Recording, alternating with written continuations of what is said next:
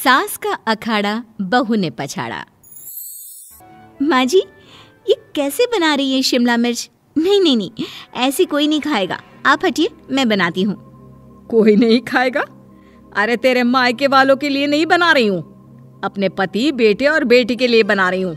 और वो लोग शिमला मिर्ची ऐसी ही पिछले कई सालों से खाते आ रहे हैं। बहू बहू हो ना, थोड़ा सोच समझ कर जबान खोला करो, समझी? माँ जी, फिर तो मैं यही कहूँगी कि आपको खाना बनाना आता ही नहीं। बहू शिमला मिर्च बना लेती है, लेकिन अपने अंदाज में। फिर खाने के टेबल पर, ये सब्जी क्या बहू ने बनाई है? आज बहुत अलग लग रही है। भाभी, रंग तो बड़ा अच्छा दिख रहा है सब्जी का। अरे नहीं नहीं, मुझे तो माँ के हाथ वाली खानी थी। क्या है रीना, सब्जी माँ को ही बनाने दिया करो ना। सास, जिसे अब थोड़ा सा अपना पल्ला भारी दिख रहा होता है। अरे अब बेटा मेरा जमाना आ गया। ये घर कभी मेरे नाम से चलता था, लेकिन अब लग रहा है कि मेरा होना ना होना एक ही बराबर है। बहू तो पूरे घर के साथ रसोई में भी राज करना चाहती है। माँ जी, आप ही ने तो कहा था शादी के वक्त कि रानी बनाकर रखेंगी मुझे। तो देखिए, रानी का काम यही होता है ना, राज करना। अरे देख बहू, माना तू राज करना चाहती है, लेकिन भूल मत, पूरी रियासत अभी मेरी है। अरे कैसी बात कर रही हो तुम दोनों? और ये क्या तरीका होता है बहू से बात करने का? बेचारी अभी तो आई है, उसको आजादी भी नहीं दोगी क्या? तो वो इस घर को अपना घर कैसे समझेगी? देखिए पापा, माँ सही कह रही है, घर को अपना घर समझी, इसमें कोई बुरी बात नहीं है। लेकिन सिर्फ अपना और हमें पराया करने की कोशिश करे ना जी ना, ये सोच तो बिल्कुल अच्छी नहीं है। देख, तू छोटी है ना, छोटी की तरह रहा कर, हर बात पर बीच में ना बोला कर। क्यों? वो मेरी बेटी है तो मेरे तरफ से ही बोलेगी ना। माँ जी, ये तरफ तरफ क्या होता है? हाँ, वो मेरी बहन नहीं है क्या? मैं मानती हूँ कि आज मैंने सब्जी बना दी, लेकिन थोड़ा खाने में बदलाव करना हम स्त्रियां भी तो जानती हैं और चाहती भी हैं। तो इसका मतलब ये तो नहीं कि घर के खाने की कोई वैल्यू ही नहीं है। देख, मैं कोई बहस नहीं करना चाहती, जाओ खाना खा लो। सभी खाना खाने बैठ जाते हैं। अगले रोज, माँ जी प्लीज, ये आस पड़ोस वालों को बोलिए ना, मुंह उठाकर घर में मत आ जाया करे। अरे किसी के घर आने जाने का कुछ वक्त तो होना चाहिए। यहाँ तो सारा दिन मानो लोगों ने धर्मशाला बनाकर रखी है। बहू, वो हम लोगों के परिवार जैसे हैं, पिछले 25 साल से हमारे साथ है। और ये मेरा घर है, यहाँ कौन आएगा कौन नहीं, ये तू कैसे डिसाइड करेगी? और हाँ, तुझे अगर पसंद नहीं ना, तो अपने कमरे में चली जाया कर। वो लोग बात ही कर रहे होते हैं कि पड़ोसन आ जाती है।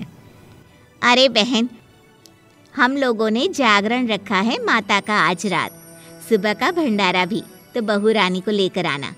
आना हाँ बिटिया? अच्छा चलती हूँ, और घरों में भी निमंत्रण देना है। अरे हाँ हाँ, हम जरूर आ जाएंगे।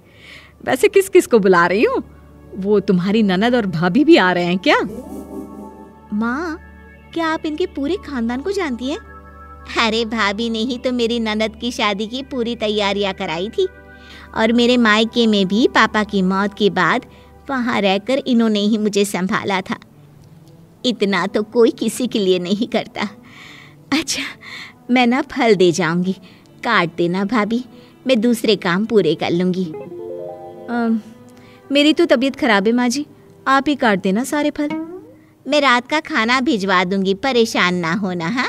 अरे नहीं नहीं, हम लोग बना लेंगे, 4 लोगों का खाना तो बनाना है। अरे नहीं नहीं, आप फल पर लग जाओगी, और बहू की तबीयत भी ठीक नहीं, खाना मैं ही भिजवा दूंगी। पड़ोसन चली जाती है और सास बहू की तरफ देखती है। देखा, जिसे तू धर्मशाला बोल रही थी, वो कितने अपने हैं। हाँ माँ जी, आप उनका काम कर रही हैं, उनके जागरण का प्रसाद तैयार कर रही हैं, तो वो क्या इतना भी नहीं करेंगे आपके लिए? ओहो, तुझसे बहस क्या करना बहू। तभी बहू की माँ आ जाती है। अरे बहन जी, बेटी से मिलने का मन किया तो बिना बताए ही आ गई, बुरा न मानना। ये मत समझना कि ये मेरा घर नहीं, कोई धर्मशाला है। अच्छा अच्छा, तो ये घर पर आए मेहमानों को घर नहीं धर्मशाला वाला समझाने वाली आप ही हैं। वैसे आपको खुशी होगी कि आपकी बेटी के संस्कार भी ऐसे ही हैं। अरे माँ, किन बातों को सुन रही हो? आओ अंदर आ जाओ माँ। माँ बेटी के साथ अंदर आती है तो उसे अचार की महक आती है। हाय रे, कितनी अच्छी महक है। क्या बनाया है बहन जी? अचार बनाया है। आपकी बेटी बोल रही थी कि आप लोग कुछ अलग तरीके से बनाते हैं। मैं तो बस ऐसे ही। हम लोगों के घर पर तो अचार टिकता ही नहीं है। अरे आता ही किसे है अचार बनाना। लेकिन जैसे ही बेटी माँ को कमरे में ले जाती है, क्या है माँ, क्यों आ गई यहाँ पर? बताकर तो आना चाहिए। अरे कैसी बात कर रही है बेटी? माँ को बेटी से मिलने का मन किया तो क्या माँ नहीं आ सकती? आ सकती है माँ, क्यों नहीं, लेकिन तू ना पूरा खेल बिगाड़ रही है। खेल? कैसा खेल बेटी? मुझे भी तो बता देती तो मैं भी खेल लेती। माँ, जब से शादी करके इस घर में आई हूँ ना, सासू माँ ने मेरा घर का रट लगा कर रखा है। अब मैं ये बताना चाहती हूँ कि यहाँ मैं आ गई हूँ। कोई भी चीज़ जो पहले होती थी वो ठीक नहीं थी, तो मैं उसे परफेक्ट करूँगी।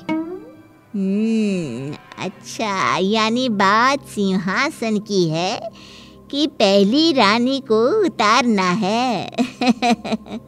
हाँ माँ, तुम्हें जो समझना है समझो, लेकिन बात तो यही है। पर बेटा, वो बेटी कुछ नहीं समझती और दरवाज़ा खोलकर बाहर चली जाती है। माँ, जो कि एक अच्छी औरत होती है, बेटी को समझाने की कोशिश तो करती है।